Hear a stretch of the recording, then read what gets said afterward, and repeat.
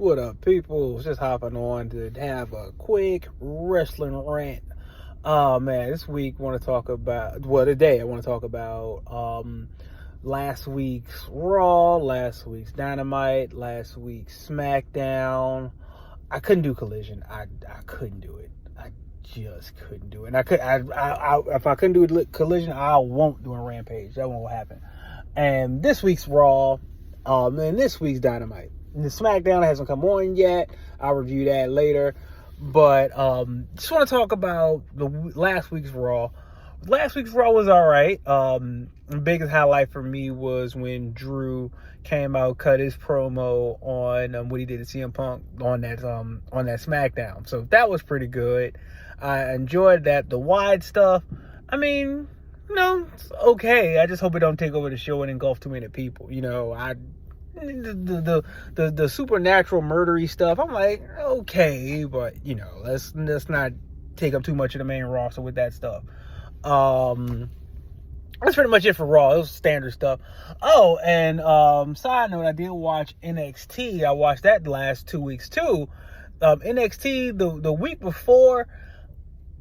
Ooh, I can't get into that. I can't get into that when they cut their promos. I can't do their promos. I'm like, man, this needs work. But that's why they had to work on it. So fair enough. Matches were the matches. Is what it is on that. The week before Smackdown, that Dynamite actually.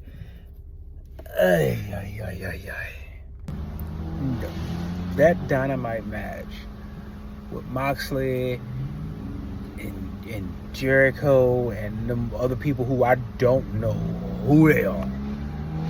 I'm like, who are these people?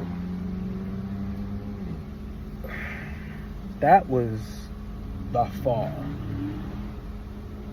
one of the worst things I've ever seen in wrestling.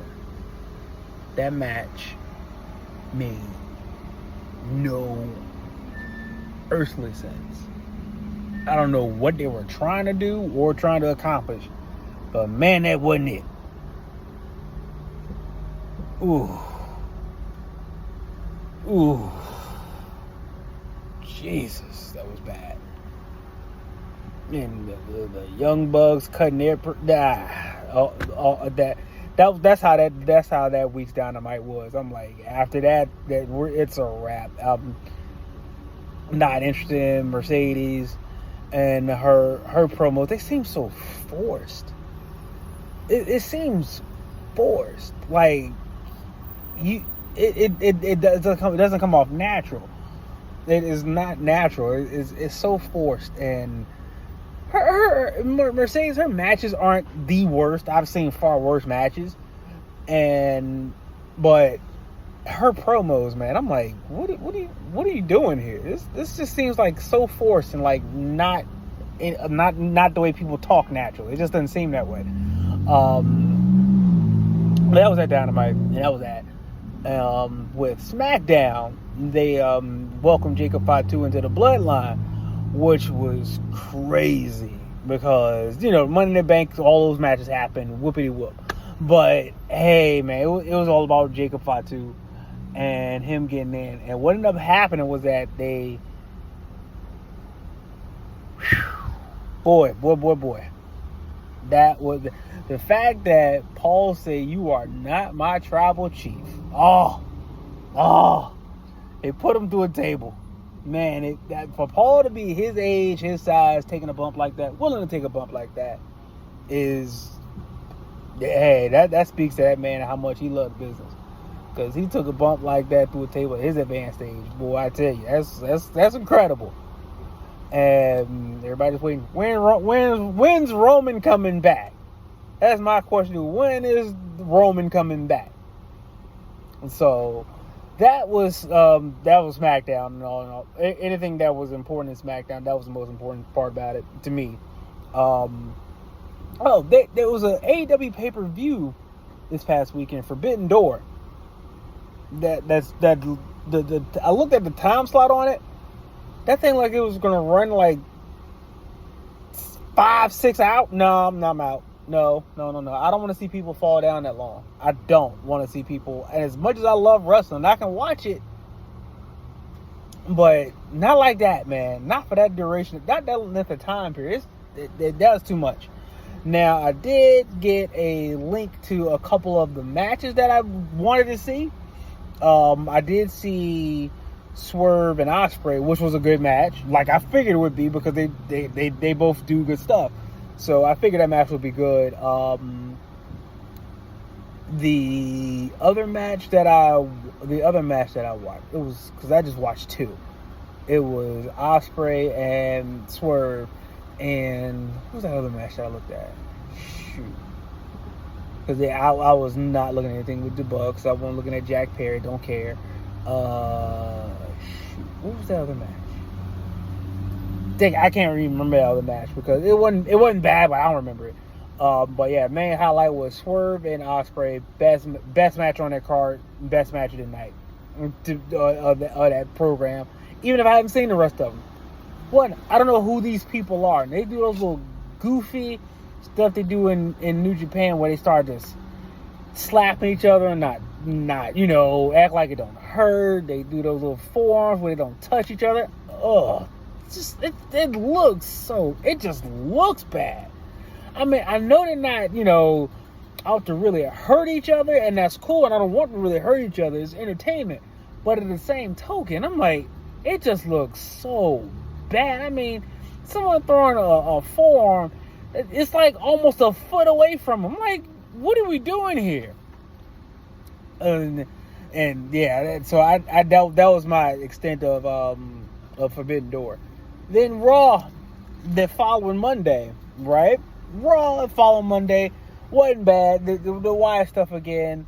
Bo Dallas, the promo was good, and looked like it was an old VHS tape. That was another good promo for that.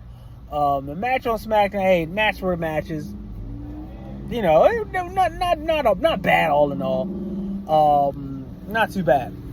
This past Dynamite that happened on this Wednesday, it was good. I was surprised, and by good, I mean better than it's been. MJF came out. I mean, come on. MJF is a natural heel. He is a natural. Being a heel for him seems like it's very natural, and it's fitting. What he did to Danny Garcia, yeah, yeah, you should have done that a long time ago.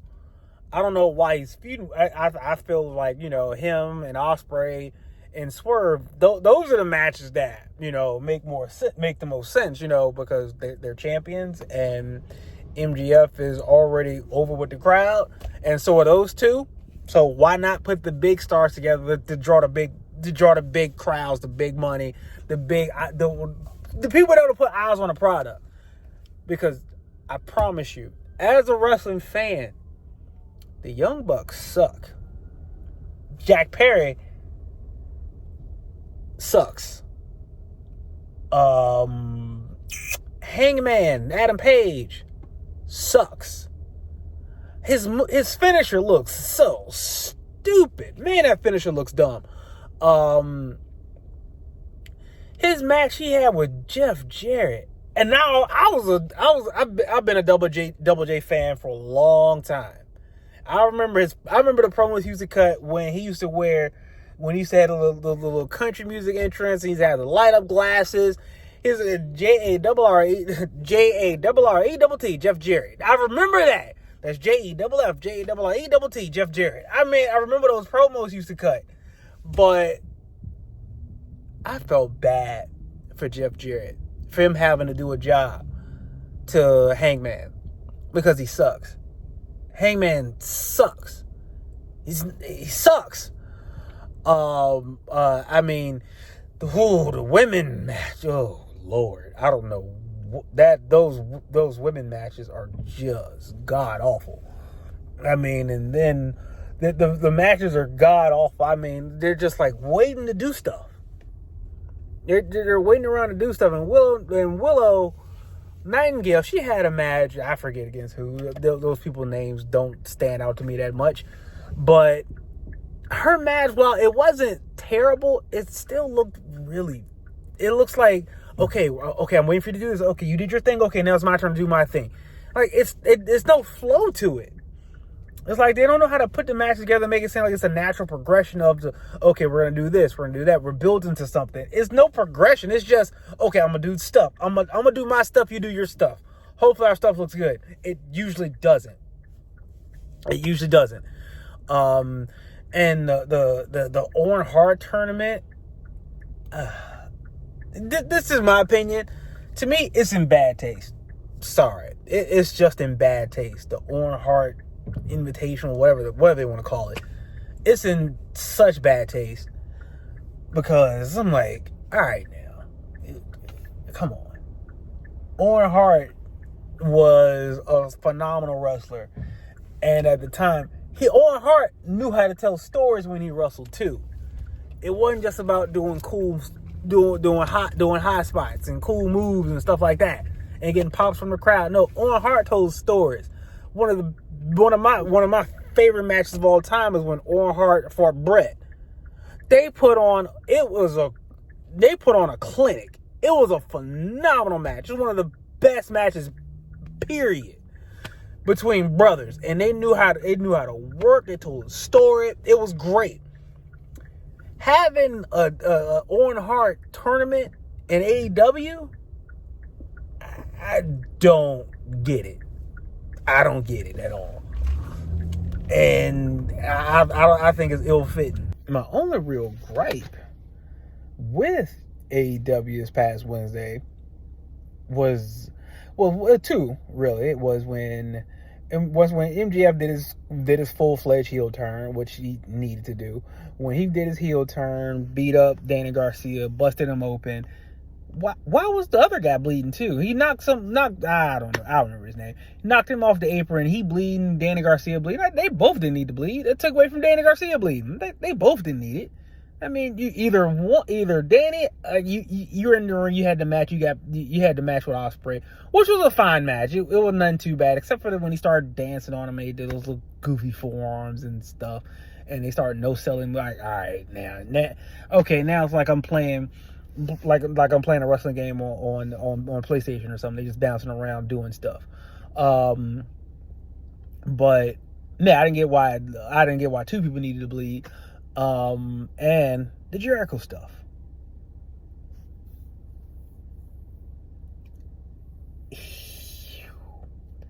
Hearing "please retire" should be an indicator that you need to retire. And stop doing this because it is so bad. Then, oh my God, why on earth did Jericho? This was backstage, mind you, after they had beat up Hook and Samoa Joe and in camp and all that jazz, right? He threw a fireball at Hook. I have not seen a fireball used since Halloween Havoc, when Hulk Hogan fought the Warrior. I think it was a Halloween Havoc 98, if I'm not mistaken. That was the last time I seen somebody use a fireball at somebody. The last time I've seen someone use a fireball at someone. So I wasn't expecting it, but it was like backstage. What? Huh? What made Jericho like, yeah, I'm gonna do a fireball? This is who's greenlighting this stuff? But that was my gripes with AEW this past week. It's just the Jericho stuff. That's such a turn off. Oh, it was such a turn off. God, it was such a turn off. But the Jericho stuff was awful. The double bleeding, I'm like, unnecessary. But all in all, it wasn't. It was watchable. I will say it was watchable. Some of the matches were like, okay, this is goofy stuff, but whatever. It was watchable though. So you tell me, what are your thoughts? What was your highlights from Raw, from Smackdown, from AEW, any wrestling that you watch, New Japan, whatever? Leave it in the comments below. Peace.